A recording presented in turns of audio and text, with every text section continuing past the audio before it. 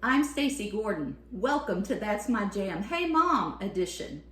Now I've got two kids that are in their early 20s and just now starting to get out on their own, and I'm constantly getting text messages from them.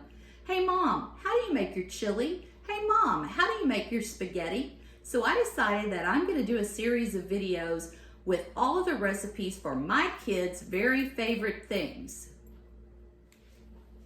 I want to provide basic cooking skills not only to my kids, but to anyone who's out there on their own trying to learn how to cook for the first time in their life. Each time we do a video, I'm going to talk about basic staples that you need to have in your house, as well as basic cooking utensils. We're going to be mindful of a budget, even though a lot of you are telling me that you spend at least $100 a week on fast food and eating out at restaurants. So hopefully this will be a money saver for you as well. If you're a chef, now might be a good time to look the other way, because I'm not a chef. I'm a mom and I cook like a mom. So let's get started. Today's my son's birthday and he's coming over for dinner tonight, and I can't think of a better way to start this series than to make his very favorite thing, and that's his mom's chili. You're going to need a nice big pot to make your chili today. I'm going to use my cast iron Dutch oven, but if you don't have one of those, no worries. Most sets of pots and pans you purchase come with a Dutch oven, probably looks something like that. That's perfectly acceptable to use, or if you don't have a set of pots and pans, you can pick one of these up pretty inexpensively. This recipe calls for 1 pound of ground beef, but my son likes double beef, so we're gonna put 2 pounds in. Once we get the 2 pounds of ground beef into the pot, we're gonna sprinkle in some salt.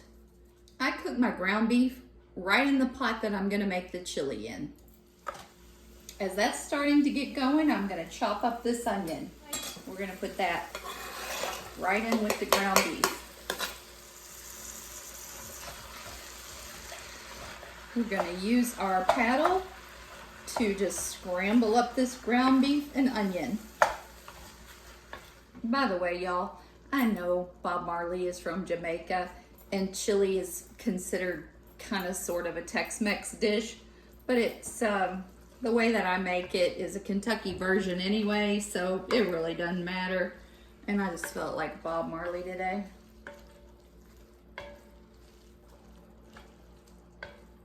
Okay, pretty much got my ground beef and onions the way that I want them, so I'm just gonna drain off the grease. Y'all, please be careful with this step because you can get burned. You're gonna need a strainer, colander, and then I usually use a metal bowl because I don't want to put super hot grease in something plastic. Check to make sure your handles aren't too hot to touch. And then we're just going to go right in there with the whole mixture. This goes back onto the stove. We're draining out the excess grease, and then that's going to go right back in. Now we're going to add our cans. First, I'm going to put in 1 can of chili hot beans.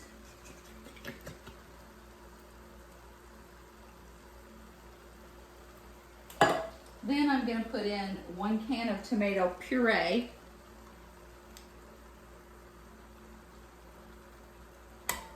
And then 1 can of diced tomatoes. And this is weird, guys.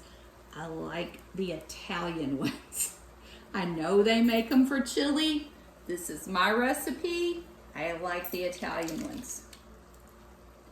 Then I'm going to take each one of these 3 jars, fill it with some water, and that water is going to go in next. Also, this is a good way to make sure anything that might have gotten trapped in your can comes on out of there, because we want to use it all.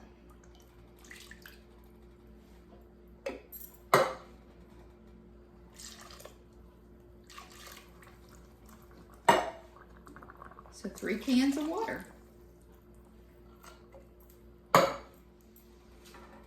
Now guys, I don't know if this product is available where you live or not, but in Kentucky, we're able to get a product called Bloemers Chili Base. They make a mild and a hot. Personally, I think the mild is too mild and the hot is too hot. So I cut them in half and use half of it in one pot of chili, stick the rest in the freezer, and use the other half later. All right, so here we go. I'm gonna break the mild one in half and throw that in.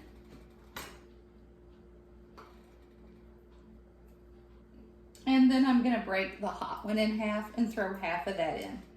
I'm gonna put the other half of the mild and the other half in the hot right back in here. I usually mix the lid, one white, one red, stick this in the freezer for next time. Next, I'm gonna put in just a little bit of chili powder. Chili powder is going to be our staple of the week, something that all kitchens need to have. You can pick these up for $1. Is it the best chili powder in the world? Probably not. Will it do for $1? Yep. Now we're going to do something that's regional. Up in Cincinnati, they pour their chili over spaghetti noodles. Down here in Kentucky, we put the noodles right in the chili.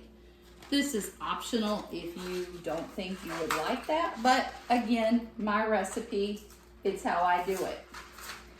I have found that whole wheat spaghetti works much better because it doesn't get as mushy. But I'm gonna break this up and put it right into this chili. So I have about that much. Break it in thirds. I think I need just a tad more.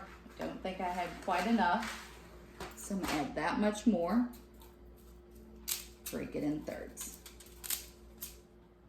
All right, we're just gonna stir that a tad, make sure everything's down in the water, and then we're gonna put the lid on and let that go for a while. You know, it's funny, guys, I hear a lot of people say, oh, I cook my chili for 12 hours or all day or whatever the case may be. I worked full time and had 2 little kids. This chili cooks 45 minutes and I'll tell you that it's perfectly fine. It's delicious. And it's even better the next day. If you lined up 100 people, you'd probably get 100 different opinions about the proper way to make chili. Truth is, I think they're all right. It really just depends on what you like. My chili has a bit of a Kentucky flair, and that's okay for me. So let me show you how this turned out. So this is the end result, a thick, hearty chili full of meat that's gonna fill you up and warm you up on a chilly day.